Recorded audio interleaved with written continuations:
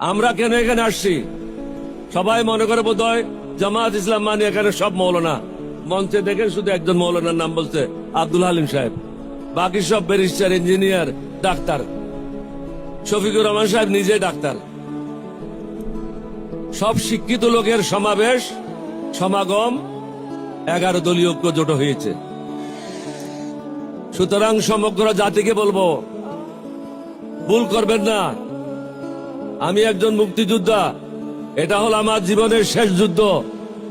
এই যুদ্ধ হলো সন্ত্রাসীদের বিরুদ্ধে, চাঁদাবাজদের বিরুদ্ধে, মাস্তানদের বিরুদ্ধে, টেন্ডারবাজদের বিরুদ্ধে। মানুষকে জেগে উঠতে হবে। কয়েকটা টাকার বিনিময়ে, মিথ্যা কথার আশ্বাসে জাতিকে বিক্রি করবেন না। বিগত 25 বছর মোদির গোলামি করেছে তারা।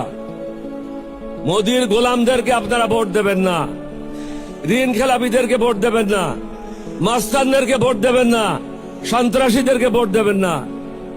ভালো মানুষ যারা আছে তাদেরকে ভোট দেবেন, তাহলে সমাজটা ভালো হবে। আপনি একটা হারামিকে ভোট দেবেন আর বলবেন যে সমাজ ভালো করেন।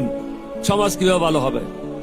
সমাজ ভালো করার জন্য ভালো লোকদেরকে ভোট দিতে হবে।